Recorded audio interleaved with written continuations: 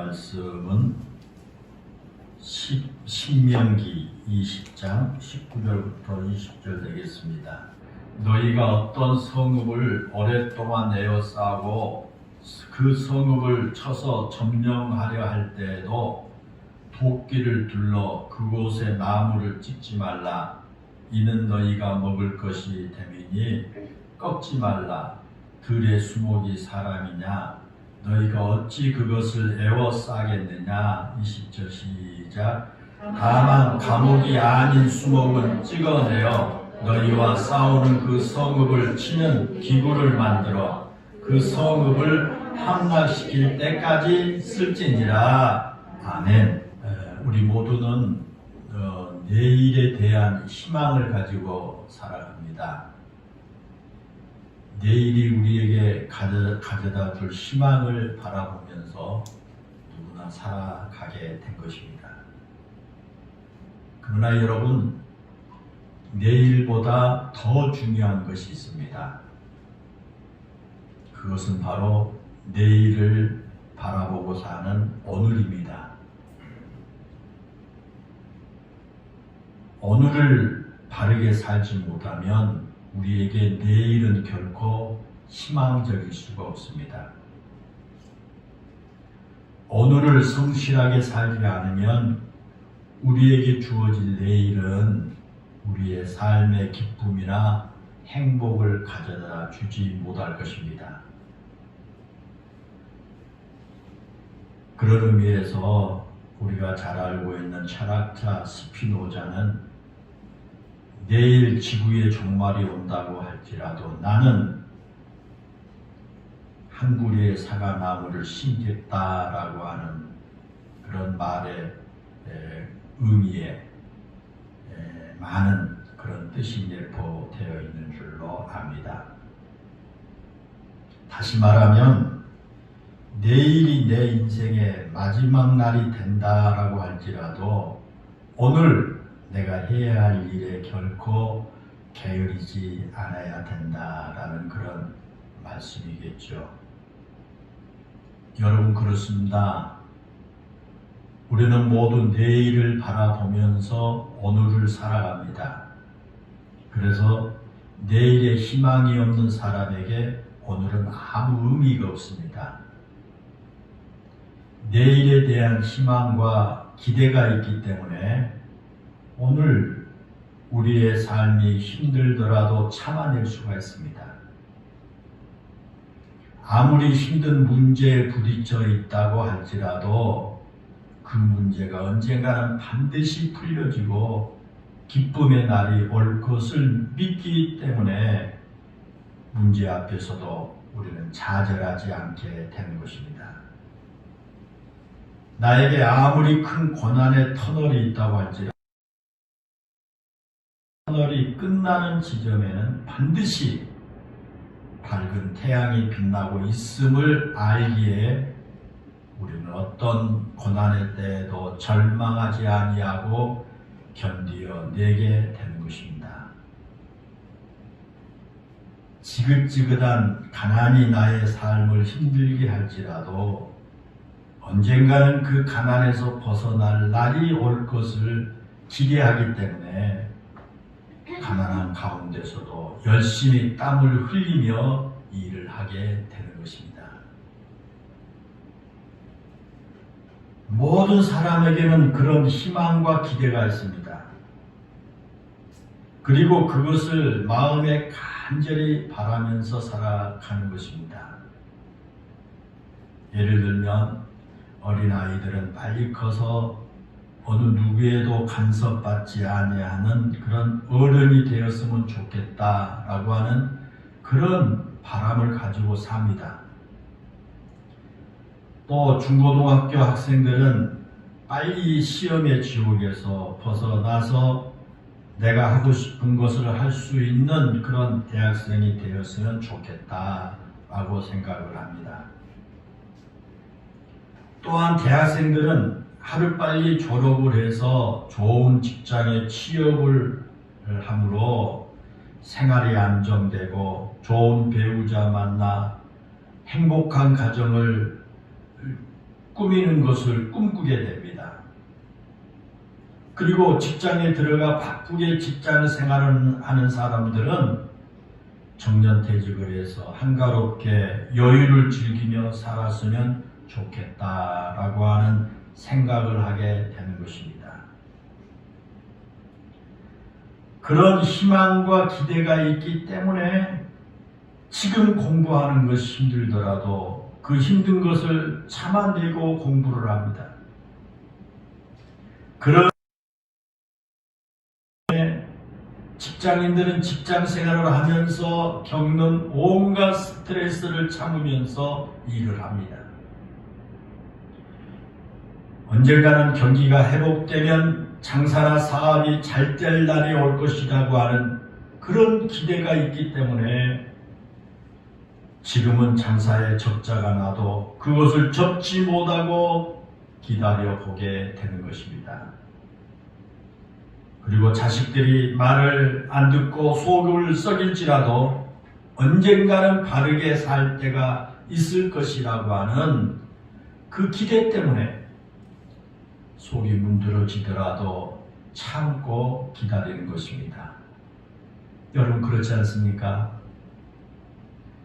그런데 여러분 우리는 그렇게 우리의 내일, 우리의 미래가 지금보다 나을 것이라고 하는 기대와 희망을 가지고 살지만 내 스스로가 그런 기대와 희망을 꺾어버리는 사실을 알고 계십니까? 우리는 지금 보다 더 나은 미래가 나에게 주어질 것을 기대하면서 열심히 노력하지만 그런 미래가 나에게 다가오지 못한 이유가 내 자신 때문이라고 하는 것을 알고 계십니까?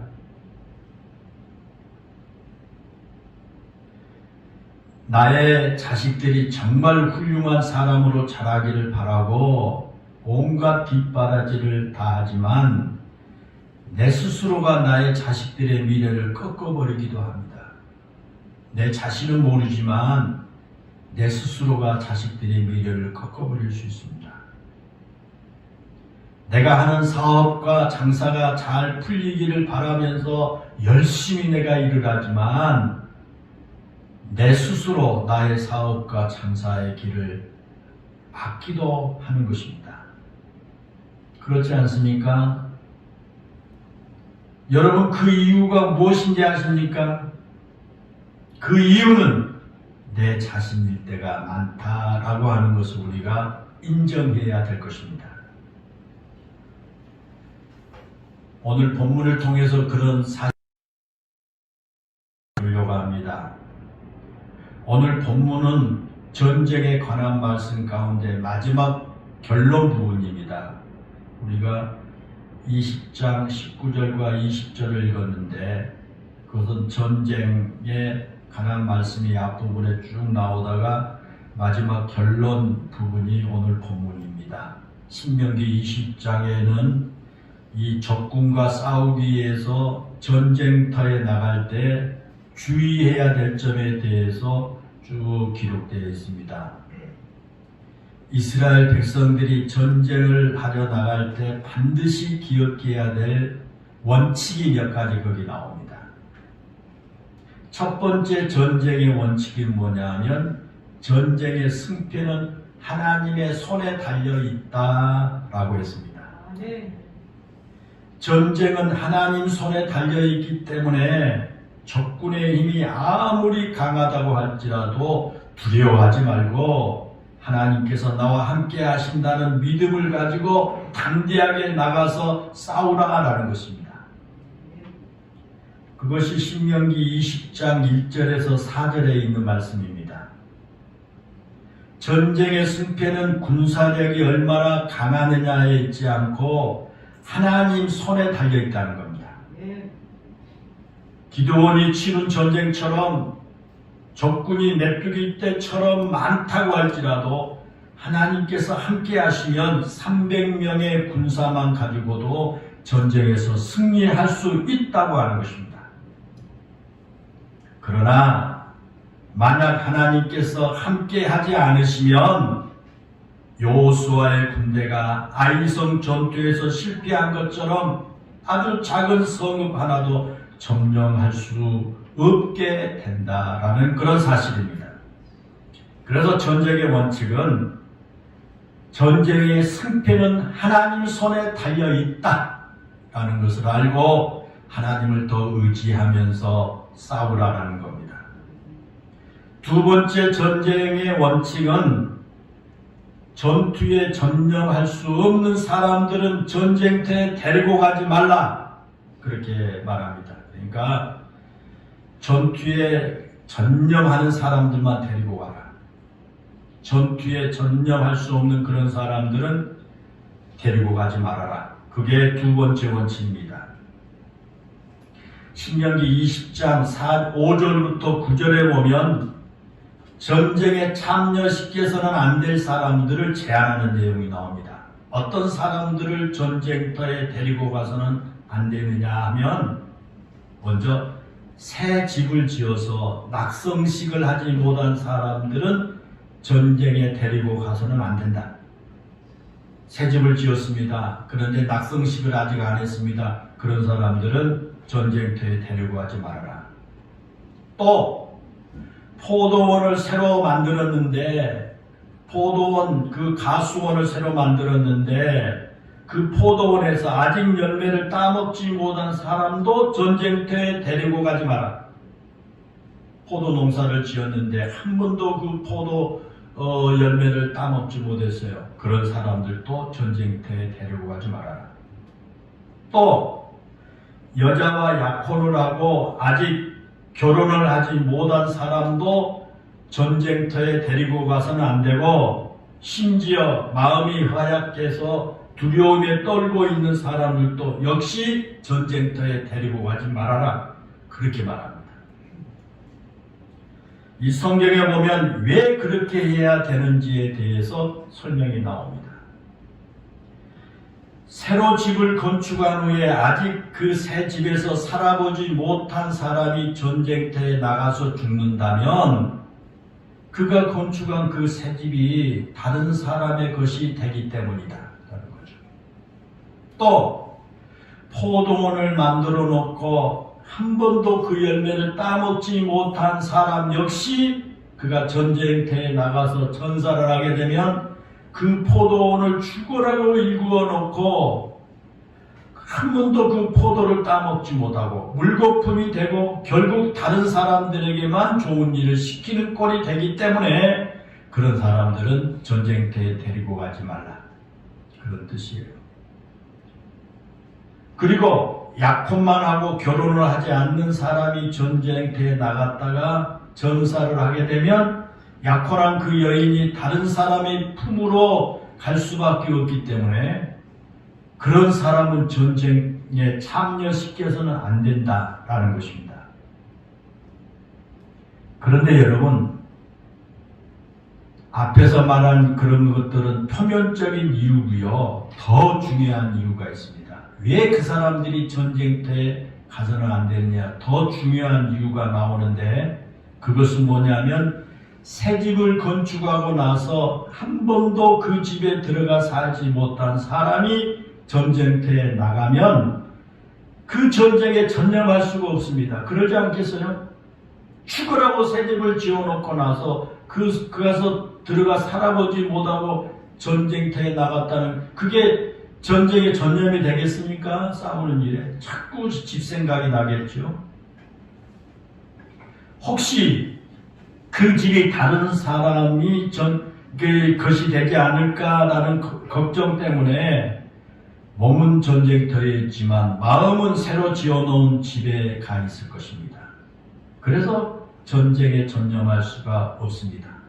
또 마찬가지로 고생해서 포도원을 만들어 놓았는데 한 번도 그 포도원에서 과일을 따먹지 못했다면 자신이 고생한 그 수고가 헛되고요. 다른 사람만 교훈을 시키는 꼴이 되지 않을까라고 하는 그 걱정 때문에 전쟁에 전념할 수가 없습니다. 그래서 그런 사람은 전쟁터에 데리고 가지 말라 그렇게 말씀한 겁니다. 또 약혼한 배우자가 있는 사람도 약혼한 배우자가 자꾸만 그 머릿속에 떠오르고요. 혹시 내가 죽으면 다른 사람이 데려가지 않을까라고 하는 그 염려 때문에 전쟁에 전념할 수 없다는 겁니다. 그래서 그런 사람은 전쟁터에 데리고 가지 말라 그렇게 말씀한 겁니다.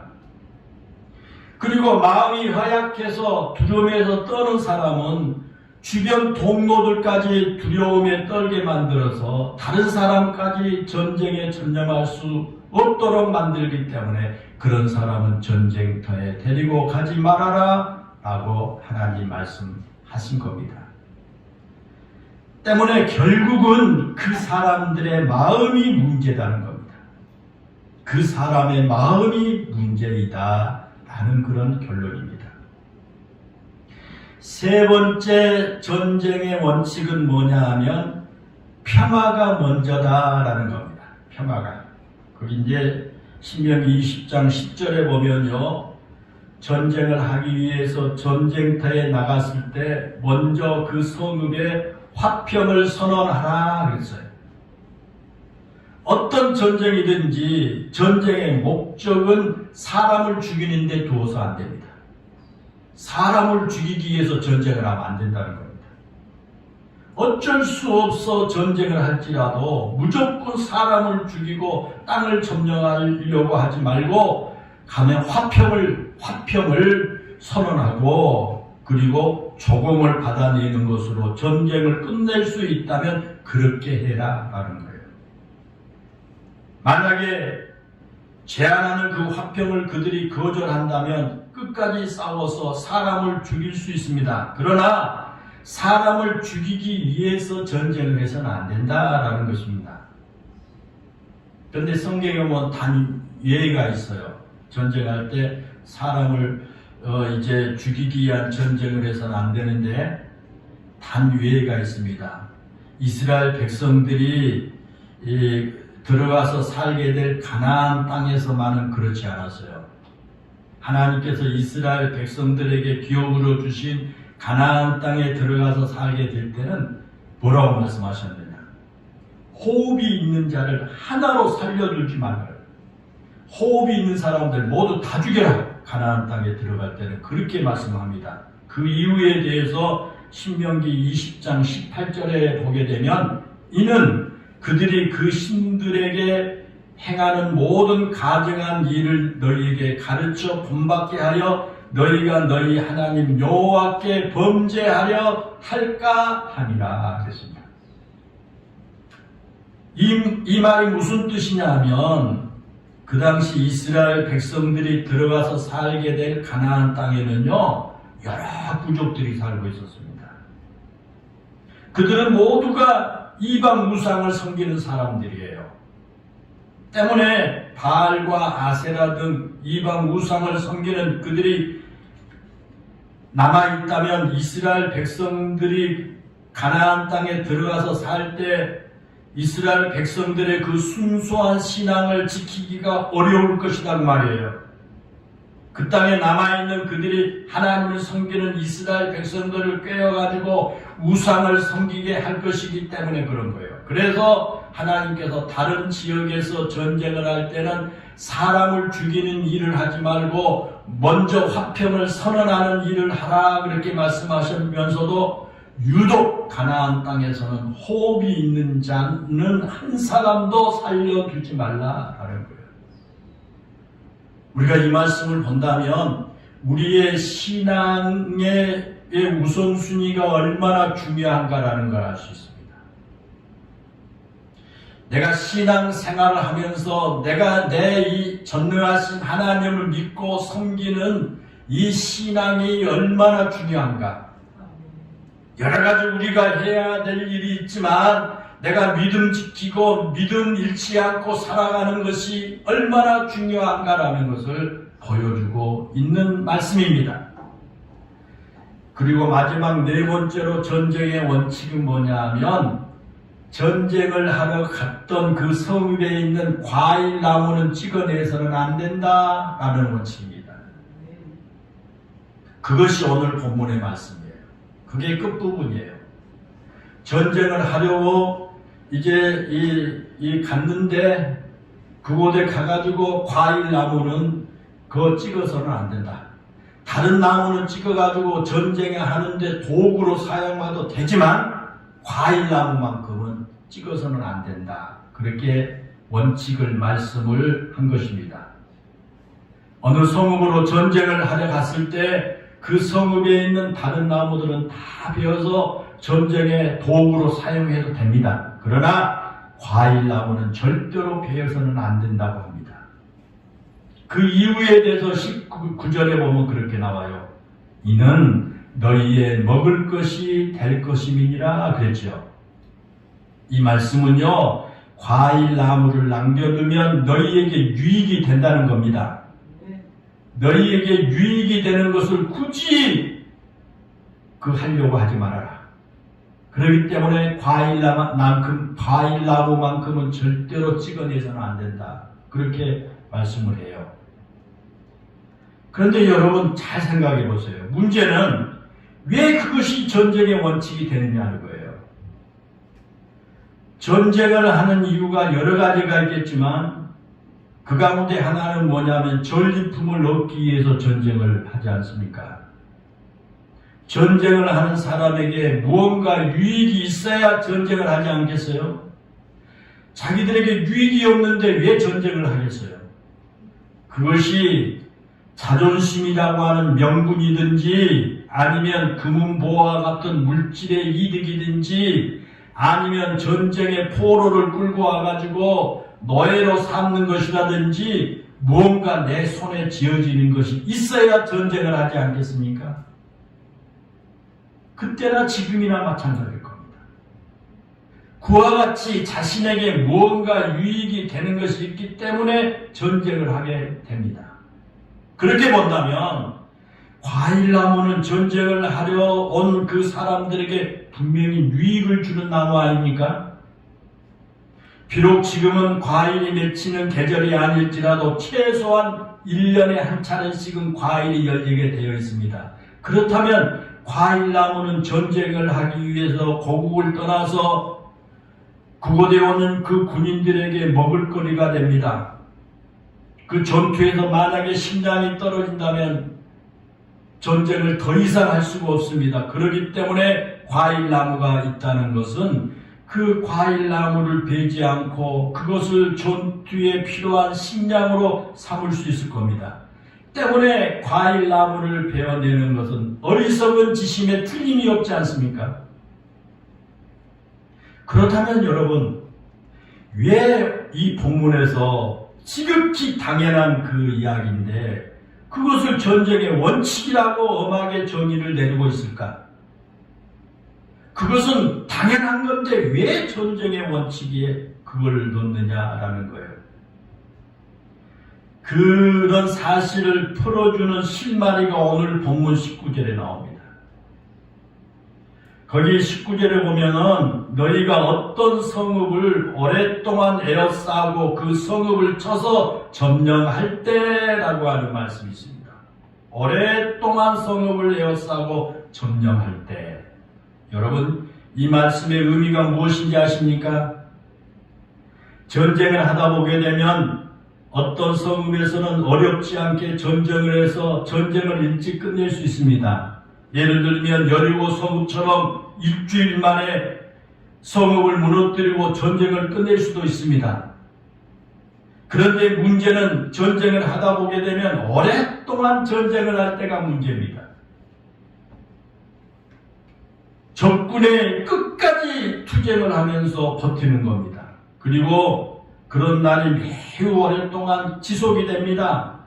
그럴 경우에 성읍을 둘러싸고 있는 침략자들의 입장에서 보면 전 성 안에 끝까지 버티는 그 사람들이 얼마나 믿겠습니까? 그렇지 않겠어요? 빨리 그들이 항복을 하든지 아니면 어떤 협정을 맺어서 조공을 바치는 것으로 마무리 빨리 끝냈으면 좋을 텐데 끝까지 버티면 그 성 안에 있는 사람이나 성을 에워싸고 있는 군인들이나 모두가 힘든 전쟁을 계속해야 됩니다. 그렇겠지요?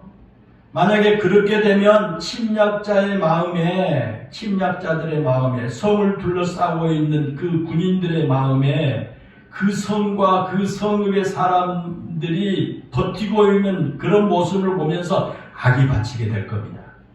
그러겠죠? 막 신경질 납니다. 악이 받쳐요. 그래서 그 성을 딱 점령했을 때 성 안에 있는 사람들에게 말로 표현할 수 없는 무자비한 사육을 하게 될 겁니다. 악에 받쳤으니까. 오랜 시간 자신들을 힘들게 했기 때문에 인정사정 없이 무자비한 보복을 하게 되는 것입니다. 우리가 이 유대 역사에 보면 그런 일이 나옵니다. 주전 586년에 남유다 예루살렘이 바벨론에 의해서 멸망했죠. 바벨론 군대가 예루살렘을 둘러싸고 있는 기간이 무려 18개월이나 됐습니다. 1년이 넘도록 1년 반 동안 이 바벨론 군대가 예루살렘 성을 둘러싸고 있습니다. 그래서 유대인들이 18개월 동안 바벨론의 침공을 저항합니다. 버티는 거예요. 그 당시 바벨론이 그 근동 지역을 전부 다 이제 점령했어요. 아수르 제국을 무너뜨린 바벨론이 주전 605년 갈그마스 전투에서 이집트를 이기고요. 명실상부한 고대 근동의 확실한 주인의 자리에 오르게 된 겁니다. 말 그대로 제국을 이룬 나라가 바로 바벨론이었습니다. 그런데 유대 예루살렘은 쉽게 점령되지가 않습니다. 그 조그만 예루살렘이 점령이 안 돼요. 그래서 그 작은 성을 점령하기 위해서 무려 18개월 동안이나요 성을 에워싸고 전쟁을 해야만 합니다. 그러니 18개월 동안이나 공방전을 벌인 그 바벨론 군대가 얼마나 화가 났겠어요. 화가 머리끝까지 난 거예요. 그래서 예루살렘 멸망이 더욱 끔찍한 겁니다. 바벨론 군대가 예루살렘을 점령한 후에요. 막 화가 복받쳐가지고 무자비한 복수를 한 거예요. 그 결과 예루살렘 성벽이 철저하게 파괴됐지요. 이스라엘 백성들이 그렇게 소중히 여기된 예루살렘 성전도 다 무너져 버렸습니다. 바벨론 군인들이 들어와가지고 인정사정 볼 것 없이 성전을 다 막 파괴시킵니다. 화가 나니까 성전에서 제사를 때 쓰던 성전 기구들은 모두 녹여가지고 바벨론으로 가져가고요. 성전의 그릇들도 다 바벨론으로 싣고 갔습니다. 그뿐만이 아닙니다. 도시 전체가 예루살렘 전체가 폐허가 됐습니다. 대부분의 농토는 농사를 지을 수가 없을 정도로 아주 황폐하게 된 거예요. 힘께나 쓴다는 사람들은 모조리 다 포로로 잡아갔습니다. 여러분, 더 끔찍한 일이 있습니다.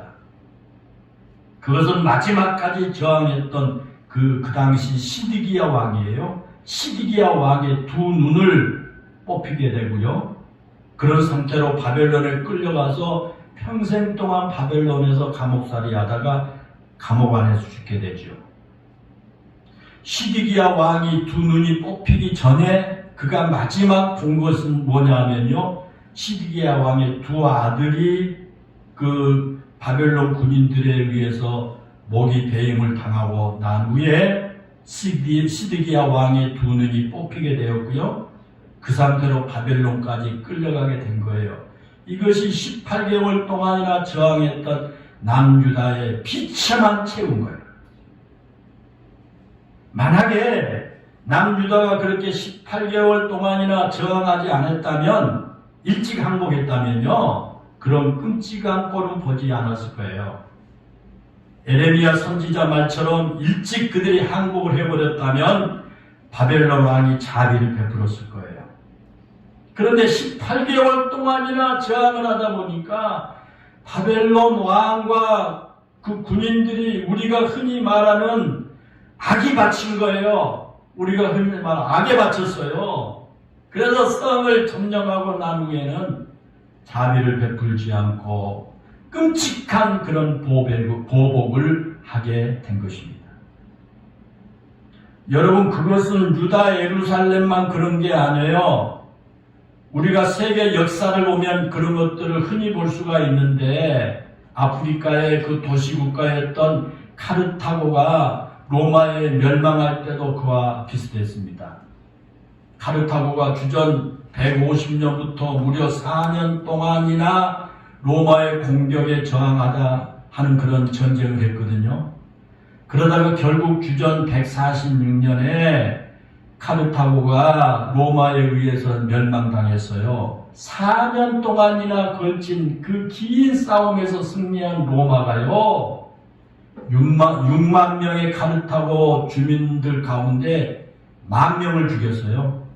6만 명 가운데 10,000명을 죽이고 나머지 5만 명을 모두 노예로 끌고 왔습니다.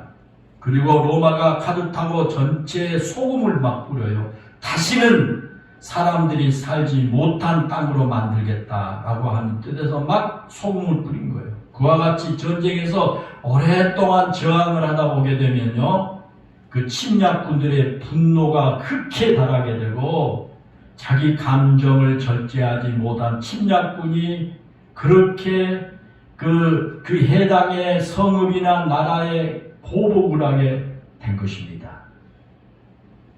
자, 오늘 본문 말씀이 그런 상황을 염두에 둔 말씀인 거예요.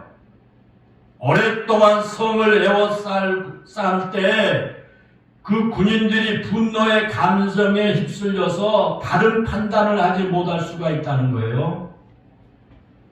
이성적인 판단을 하지 못하고 분노와 감정에 따라서 행동할 수가 있다는 겁니다. 그러다 보면 정상적인 상황에서 하지 않아야 할 일들을 하게 된다는 것입니다. 그 가운데 하나가 바로 과일나무를 찍어버리는 거예요. 과일나무를 그냥 베버리는 겁니다. 분노의 감정에 휩싸여서, 다시 말하면 오늘날로 말하면 악에 받쳐서 그런 일을 저지를 수 있다는 거예요. 과일나무를 그냥 찍어버리는 거예요. 그래서 오늘 본문에서 그런 어리석은 행동을 해서는 안 된다라고 하는 하나님의 경고예요. 여러분, 이제 본문에서 과일나무를 찍어내지 말라고 하신 이유를 아시겠어요? 분노의 감정에 휩쓸려서 하는 잘못된 행동이 결국 자기들에게 큰 손해를 가져올 수 있다라고 하는 교훈의 말씀이에요. 오랫동안 성읍을 에워싸고 전쟁을 하다 보게 되면 그 과일나무의 열매를 그들이 반드시 먹어야 할 때가 옵니다.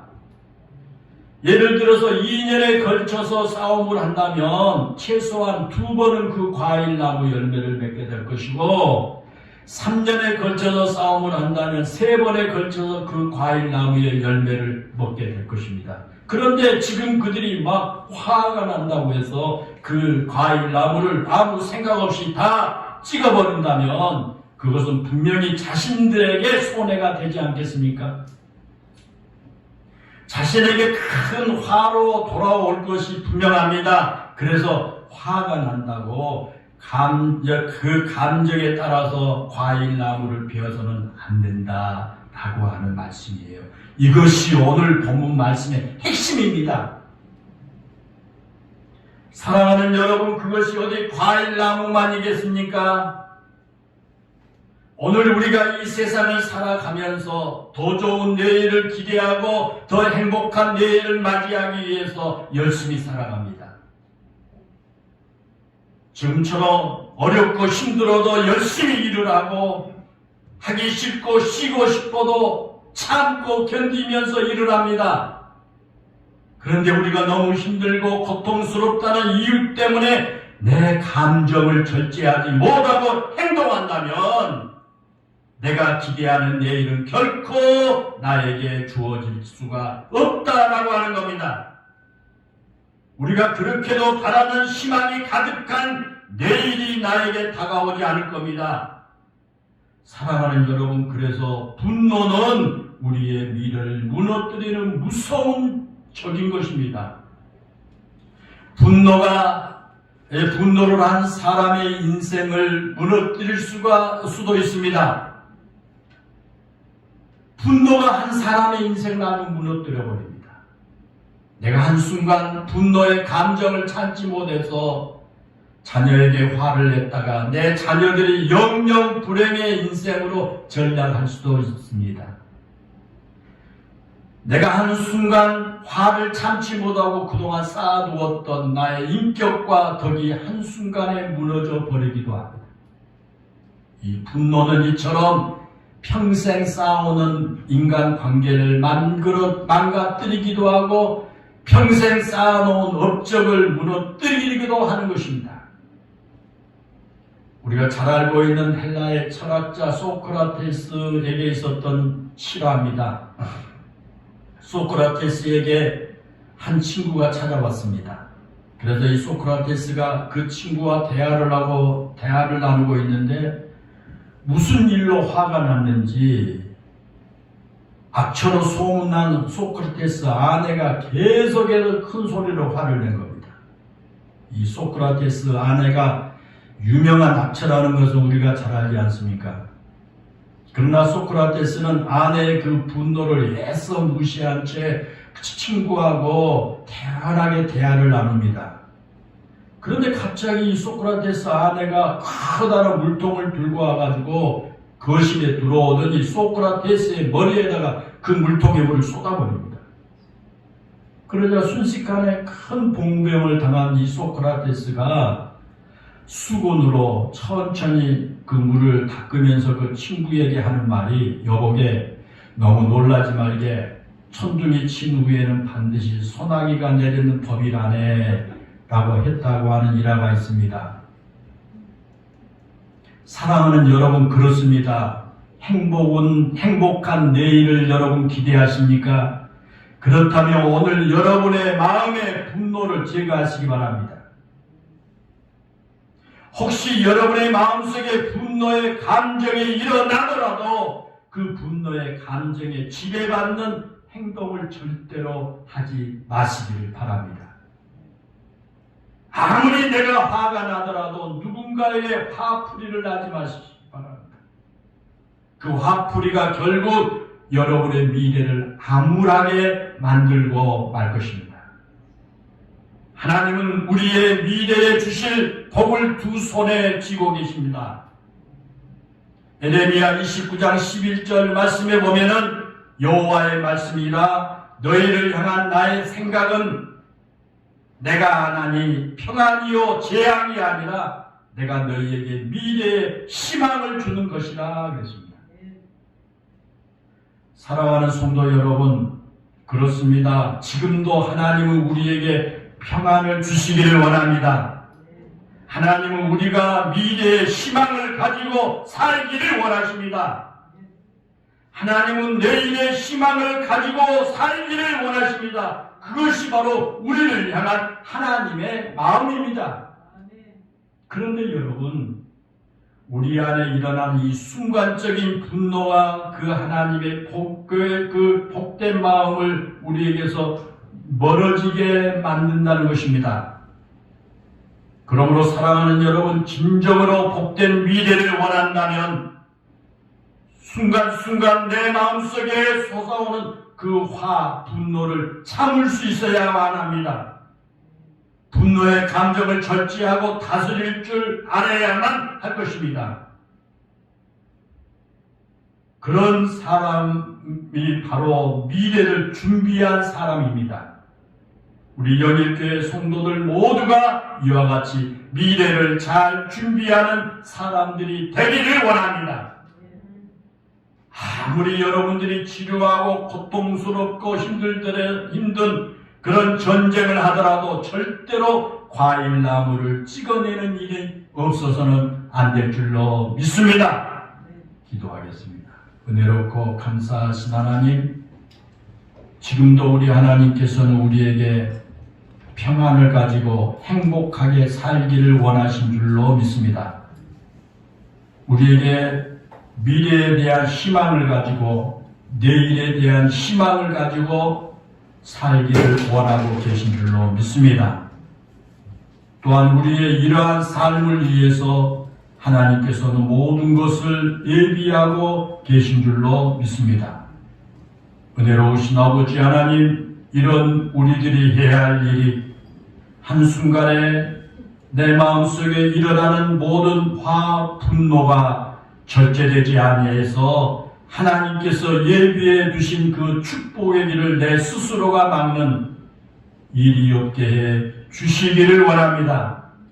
그것이 우리가 미래를 준비하는 사람들의 모습인 것을 기억하고 우리가 세상을 살아가면서 어떤 어렵고 고통스러운 전쟁을 할지라도 절대로 과일나무를 찍어 버려서는 안 된다고 하는 이 우리의 삶의 원칙을 늘 지키며 살아가는 우리 영일교회 성도들이 다 되게 해 주시기를 원합니다. 예수님의 이름으로 기도하옵나이다. 아멘.